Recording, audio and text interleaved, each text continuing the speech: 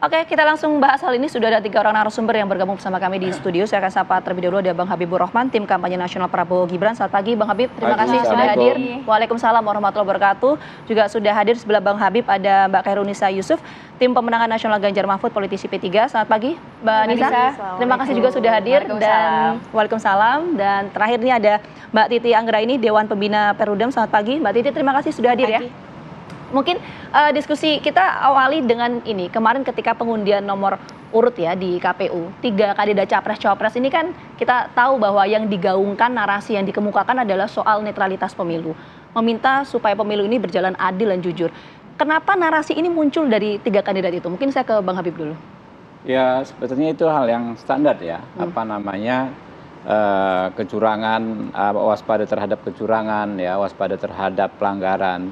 Tapi memang yang perlu kita sampaikan ya secara detail bahwa ketika kita berbicara kecurangan kita harus posisikan ya perbedaan antara kecurangan dengan pelanggaran undang-undang ya. Misalnya gini, ketika kemarin berpantun-pantun itu ya kan dari 3 pasangan calon, kita mencermati ada yang kasih masukan ke saya. Pak Muhaimin itu melakukan pelanggaran. Kenapa? Dia bilang pantunnya coblos nomor 1. Kemudian Pak Ganjar ya, bukan Pak Mahfud, Pak Mahfud ya kan menyampaikan kalau ini menang maka Palestina lebih dibela, kurang lebih begitu. Jadi pelanggaran di situ Anda melihatnya. Itu kan satu angka 35 kampanye adalah ya kan unsur-unsurnya ada entitas paslon, kemudian visi misi program, ajakan ya, atau citra diri. Ada yang bilang ini memenuhi unsur pelanggaran. Tapi apakah ini kecurangan? Belum tentu, ya kan? Kenapa? Menurut Bang Habib ini 2 hal yang berbeda ya? 2 hal yang berbeda. Kalau kita ngomong kecurangan berarti tendensius gitu loh. Begitu juga misalnya pencopotan baliho, ya. Yang namanya pencopotan baliho itu fenomena yang sangat amat biasa dalam kontestasi. Saya sendiri di Jakarta Timur banyak sekali baliho saya yang ada gambar Pak Prabowo-nya ya. Kalau standarnya di kami itu gambar Pak Prabowo itu harus lebih besar daripada gambar saya. Itu baliho saya di Jakarta Timur. Dicopot gitu loh. Saya sudah instruksikan dipasang di samping baliho partai lain yang mencantumkan capres lain di setiap titiknya. Yang punya saya dicopot, yang punya partai lain nggak dicopot, koalisi lain tidak dicopot. Apakah ini kecurangan? Belum tentu juga gitu loh. Karena kalau kita ngomong kecurangan pasti tendensius gitu loh. Nah ini mungkin saja pelanggaran yang biasa gitu. Dan untuk itu apa caranya, bagaimana kita menyelesaikannya dengan mengesampingkan asumsi dan tuduhan. Karena kita negara hukum ya kita serahkan pada proses hukum. Itu yang kami lakukan. Sekarang kami sudah menginventarisir setidaknya ada 25 bakal laporan yang akan kami sampaikan ya, yang merugikan Pak Prabowo Gibran dan bahkan merugikan kami juga secara partai. Nah ini sudah kami inventarisir karena nggak ada lain yang bisa kita lakukan selain menempuh jalur-jalur yang sudah disediakan oleh undang-undang. Ya, kalau Anda bilang ini bukannya kecurangan, tapi pelanggaran yang terjadi. Ya, bukan, bisa dibedakan. Bisa dibedakan, harus, perbedaan. Ya, belum tentu kecurangan begitu ya. Kalau melihat dari pernyataan Menko Polhukam Mahfud MD bahwa beliau mendapatkan laporan beberapa wilayah seperti Jakarta, Bali, Jawa Timur, Jawa Tengah, dan Sumatera Utara. Berarti ini sudah ada indikasi ke sana dong? Ya makanya ya kan ini kan persoalan konflik of interest juga. Kita bicara konflik of interest, Saudara Mahfud MD ini bicaranya sebagai apa? Sebagai paslon, apakah sebagai Menko Polhukam? Itu pembedaannya bagaimana? Tapi kalau seorang Menko Polhukam berbicara hanya berdasarkan asumsi dan indikasi, nggak bisa dikatakan berarti. Ya, semua itu harus diserahkan ke proses hukum kok. Gitu. Saya ngomong pencopotan, saya nggak akan membuat menggunakan kalimat diksi berarti, nggak bisa. Informasi yang belum diverifikasi secara hukum belum bisa dijadikan dasar untuk mengambil kesimpulan, gitu loh. Sama kayak orang ngomong kemarin saya dengan Mbak Titi semalam di salah satu TV, nggak ada asap, nggak ada api. Itu analogi yang tidak boleh diterapkan dalam tradisi kita berhukum. Nggak boleh kita menuduh orang berdasarkan data-data yang tidak jelas gitu loh. Harus diperjelas. Begitu juga kami tidak mau menuduh yang di mana di Sorong. Walaupun sebelumnya saya Habibur Rahman seringkali mendapatkan informasi seperti itu. Tapi kami abaikan untuk tidak kami jadikan untuk menuduh pasangan calon lain, menuduh kami melakukan playing victim kami korban kecurangan. kami lebih memilih akan melakukan proses hukum terhadap persoalan ini. Untuk menentukan apakah itu bisa dikonversi dalam bentuk kecurangan atau tidak itu harus dibuktikan dengan hukum. Oke, kita tangkap poinnya. Saya mau ke Mbak Nisa kalau gitu. Kenapa kemudian narasi ini, pertanyaan sama, kenapa kemudian narasi ini muncul? Terutama soal netralitas itu tadi ya, nanti saya akan tanyakan juga ke Mbak Titi. Iya begini kan, kalau menitik beratkan kepada menjaga netralitas pemilu, berarti harus dari awalnya itu yang namanya pemerintahan, penyelenggara pemilu, TNI, kepolisian itu kudu harus wajib pun netral. Itu yang harus lebih dititik beratkan terlebih dahulu. Jadi bagaimana bisa terlaksana netralitas itu ya memang harus adanya pengawasan, adanya partisipasi masyarakat untuk bisa mengawal sebenarnya demokrasi ini. Nah, sebentar Mbak Nisa, sampai situ dulu. Artinya ketika bicara soal netralitas ini apakah sifatnya imbauan atau memang ini ada potensi ketidaknetralan? Nah, itu kan dua hal yang berbeda. Betul, harus dihimbau memang. Jangan hanya sebatas di wacana media saja, tapi itu harus terjun di lapangan dan itu harus terlaksana, gitu ya. Jadi kalau cuma sebatas media saja, himbauan saja untuk media, itu juga kan tidak netral karena di masyarakat juga tidak melakukan hal itu. Mbak Nisa, tapi ini dari PDIP ini melihatnya juga nggak? Dari pihaknya Ganjar, melihatnya ada indikasi ke sana nggak? Karena tidak hanya paslon Ganjar dan juga Mahfud MD yang menyatakan mengenai netralitas itu menjadi suatu hal yang penting dalam pidatonya kemarin, tapi juga Ketua Umum PDIP berulang kali mengungkapkan mengenai hal ini. Apakah ini karena bukan hanya himbauan, tapi ternyata ada indikasi yang dibaca di sana? Ya kalau dibilang himbauan dan indikasi itu kan dilihat dari kacamata siapa yang mendengar gitu kan, bagaimana menanggapi itu. Kalau menurut Mbak Nisa?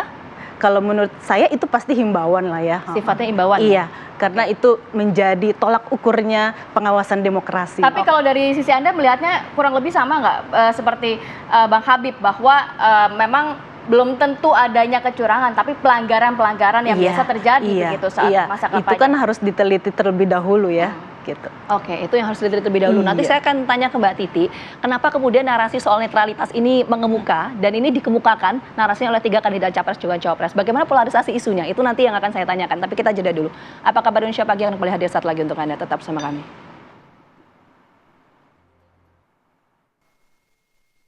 Oke, kita langsung lanjut ke Mbak Titi. Mbak Titi, pertanyaan saya tadi yang menggantung, kenapa kemudian narasi soal netralitas ini muncul dari 3 kandidat ini? Apakah memang ini sifatnya imbauan saja seperti kata Bang Habib dan juga Mbak Nisa, atau memang ini ada indikasi ketidaknetralan? Dan polarisasi isu untuk 2024 itu seperti apa sih, Mbak Titi? Iya, himbauan iya, indikasi juga iya, begitu ya, karena kontroversinya cukup banyak. Saya sebut saja misalnya dari awal tarik-menarik soal menentukan jadwal. Itu kan cukup lama ya, karena ada perbedaan antara KPU maunya pemungutan suaranya lebih awal, lalu ada pihak-pihak, ya jangan terlalu awal dong, agak ke tengah sedikit. Nah makanya agak anomali undang-undang pemilunya tidak diubah, tapi penetapan tahapan pemilunya agak mundur, agak molor begitu. Menentukan masa kampanye 75 hari, KPU maunya 90 hari, pemerintah maunya 75 hari, akhirnya 75 hari. Dan jangan lupa ini waktunya pendek, 75 hari. Dan di awal misalnya ada kontroversi soal manipulasi verifikasi partai politik peserta pemilu. Ditambah lagi kontroversi sangat ramai soal putusan Mahkamah Konstitusi. Ditambah dengan soal baliho, pemasangan baliho, lalu juga ada fakta integritas. Kalau fakta integritas itu kan nggak melawan hukum ya. Kalau integritas itu pasti on track gitu. Tapi kan isinya ternyata untuk pemenangan salah satu pasangan calon. Jadi hal-hal seperti itu memang disoroti. Kalau saya terus terang senang kalau pasangan calon saling menyoroti misalnya pelanggaran oleh pasangan calon lain. Jangan-jangan ini momentum kita untuk membawa sesuatu yang dulu di ruang gelap ke ruang terang gitu. Karena kalau masyarakat seperti kami pemantau pemilu, kalau bukan karena whistleblower, orang yang ada di dalam mau bicara, sulit mengakses hal-hal yang tadi sifatnya ada di ruang gelap itu ya, atau di belakang pintu, di balik di bawah meja begitu. Jadi satu sisi ini juga jadi pembelajaran bagi publik. Apa yang dilontarkan oleh para pasangan calon itu satu sisi kita harus mampu mengkaji, menganalisis dan kemudian mengungkapkan apakah itu sesuatu yang bisa menjadi referensi kita di dalam menggunakan hak pilih. Ya. Memang tidak pernah ada pemilu tanpa kecurangan. pasti akan selalu ada. Tetapi bobotnya kan, walaupun kalau kecurangan tuh ada 3 tipenya. Satu, dia mulai dengan manipulasi aturan main. Yang kedua, dia memanipulasi pemilih. Apa cara dia memanipulasi pemilih? Jual beli suara, menyebarkan hoax, lalu menekan, intimidasi, fisik, verbal, dan seterusnya. Itu adalah manipulasi terhadap pemilih, sehingga pemilih tidak memilih sesuai dengan hati nuraninya. Ya. Tapi karena pengaruh uang, pengaruh hoax, pengaruh intimidasi fisik, dan lain sebagainya. Nah, yang ketiga itu manipulasi suara, mengubah hasil. Di beberapa kasus, apakah itu terjadi? Terjadi semua. Kalau yang untuk terjadi saat ini, Mbak Titi masuk dalam kategori apa? Dan bisa dibuktikan nggak sebenarnya nantinya? Nah, ya beberapa kan sudah ya, sudah ada yang mendapatkan sanksi misalnya. Dan termasuk kita harus antisipasi juga integritas penyelenggara pemilu loh. Belum apa-apa nih, baru 3 bulan menjabat misalnya Bawaslu di Kota Medan sudah kena OTT Polda, berarti tingkat kerentanannya itu meluas, bukan hanya di antara misalnya oknum-oknum peserta pemilu, tetapi juga penyelenggara pemilunya harus disoroti. Jadi satu sisi ini menjadi berkah juga bagi kita publik, bagaimana kemudian di antara peserta tuh saling awasi gitu dan saling lapor. Bagi saya sih nggak terlalu mengkhawatirkan mereka saling lapor, justru kan memindahkan arena jalanan ke ruang-ruang persidangan. Tinggal kemudian yang harus dikawal jangan sampai wasit jadi pemain, wasitnya kemudian menangani tapi berpihak gitu. Jangan sampai kemudian wasitnya berpikir untuk stabilitas, nggak mau memproses. Nah, ini yang kita masyarakat sipil tapi media untuk harus tahun kawal. ini sendiri Mbak Titi melihatnya harus ada concern lebih nggak untuk netralitas dibandingkan tahun-tahun 2014, 2019? Oh, wajib. Karena kenapa? Kementerian bertaburan ketum partai. Coba deh cek berapa orang ketum partai memimpin kementerian. Karena nanti walaupun mereka memang boleh berkampanye asal cuti dan tidak menggunakan fasilitas negara. Soal penggunaan fasilitas negara dari tahun 2004 ketika menteri berkampanye itu sudah jadi isu. Bahkan misalnya sekarang sudah mulai tuh pengorganisiran dan lain sebagainya. Jadi ruang antara publik privat itu dan partai itu sangat sempit. Calonnya ada 2 orang yang menteri, satu calon presiden, satu calon wakil presiden. Belum lagi menteri yang nyalek jadi anggota DPR begitu. Potensi benturan kepentingan itu amat sangat nyata di depan mata kita. Jadi ini yang kemudian membutuhkan satu pengawasan di antara peserta pemilu, karena ya tadi ya ruang-ruang untuk menyalahgunakan itu terbuka lebar. Ya namanya ada sumber daya, ada personel yang bisa digerakkan, bisa ada birokrasi yang dimobilisasi. Nah, yang kedua itu adalah publik gitu. Bagaimana kemudian publik juga mengamati proses ini dan menuntut standar etis dan hukum yang tinggi dari para pejabat yang juga berpolitik praktis tadi itu. Oke, kecurangan pemilu itu selalu ada kok, tadi kata Mbak Titi ya, di dalam setiap proses penyelenggaraan pemilu. Saya mau ke Mbak Nisa, tadi sudah Bang Habib, jadi mulai dulu dari Mbak Nisa. Kalau memang ini kecurangan pemilu ini selalu ada, potensi itu selalu ada di setiap pemilu. Komitmen dari partai politik sebagai peserta pemilu itu seperti apa untuk mencegah kecurangan itu terjadi? Yang pasti untuk mencegah kecurangan itu ada penegakan hukum yang adil ya, gitu. Jadi tidak diskriminasi gitu secara hukum. Ya. Diskriminasi secara hukum tuh konteksnya seperti apa? Dan komitmennya tuh bagaimana? Untuk semua peserta pemilu itu dilarang untuk kecurangan gitu kan, mengantisipasi seperti itu. Jadi yang harus dipastikan memang harus ada penegakan hukum yang adil untuk semua peserta pemilu, tidak satu paslon atau tidak peserta yang lainnya gitu, secara keseluruhan. Oke, kalau untuk Bang Habib? Ya, jadi kita kemarin Komisi 3 DPR RI rapat dengan Polri. Sejak awal rapat sampai sore itu berbagai rekan-rekan dari berbagai komisi menyoroti isu netralitas, tapi tidak satu orang pun yang membawa bukti. Nah, hingga pada akhirnya ya setelah ditanggapi oleh Kasatgas Pengamanan Pemilu Kabar Harkam Pak Fadil Imran ya, kita sampai pada kesimpulan ternyata ya, setelah dijelaskan semua detail langkah-langkah yang harus akan dan sedang dilakukan oleh Polri ya, yang paling penegak hukum yang paling terdepan dalam penyelesaian masalah ini, itu sudah sangat komprehensif ya, sampai antisipasi jika 2 putaran dan lain sebagainya. Pada kesimpulan rapat kami menyampaikan, kami mengapresiasi kesiapan ya, keseriusan dan respon cepat Polri dalam konteks menjaga netralitas ini.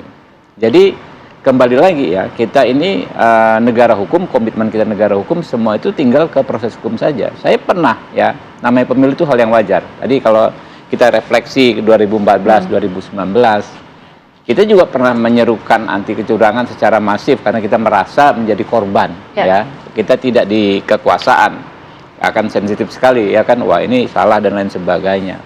Ribuan laporan disampaikan seluruh Indonesia. Nah, tapi pada akhirnya kan kita harus dewasa juga menyikapi hasilnya.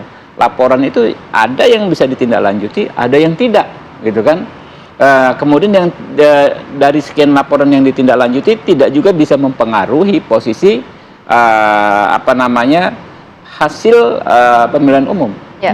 Sampai ke kita nih di pemilihan umum ini perangkat hukumnya paling lengkap daripada di bidang lain. Ada Gakumdu, ada Bawaslu, ada DKPP, ada MK dan lain sebagainya. Ketika itu semua sudah dilakukan, nggak ada alternatif lain selain kita menghormati hasil yang sudah ada gitu loh. Itulah tapi yang untuk saat ini mungkin itulah kita yang bisa dilakukan Pak meminimalisir Prabowo, ya kan? hal-hal yang sempat terjadi di tahun sebelumnya, Iya, Pak. pasti ya, kita ingin meminimalisir. Jadi kita tahulah sakitnya ya kita ya kalau menjadi merasa menjadi korban kecurangan, ya kan ya. Kita maksimalisasi aja instrumen yang sudah ada ya. Dan sekarang menurut saya sudah jauh lebih baik ya. Ini responnya cepat sekali dan yang paling nggak bisa kita lawan ya oleh orang yang berniat melakukan kecurangan adalah publik. Sekarang dengan satu handphone saja orang bisa viralkan dan lain sebagainya, dan itu ialah yang bisa membuat ya aparatus negara ya 5 institusi tadi bekerja semakin maksimal. Oke. Baik, kita juga berharap di tahun ini memang sebenarnya kalau kata para paslon ini pesta demokrasinya nanti akan seru, akan lebih damai. Tapi jangan lupa teman-teman media harus nagih terus nih Bawaslu-nya kinerjanya harus bagus. Jangan sampai inputnya agak banyak sekali begitu ya. Tetapi kemudian tidak diikuti oleh kinerja orang yang punya otoritas untuk menyelesaikan.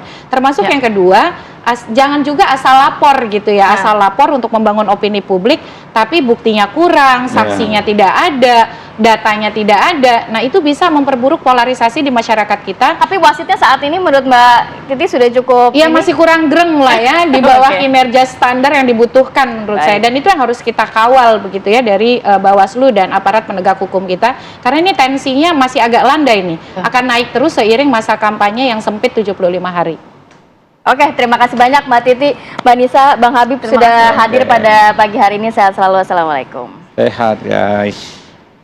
Oke, kita jeda dulu pemirsa, saat lagi kita akan hadirkan sejumlah informasi berkaitan dengan kegiatan dari kandidat Capres juga Cawapres menuju pemilu 2024. Sesaat lagi untuk Anda.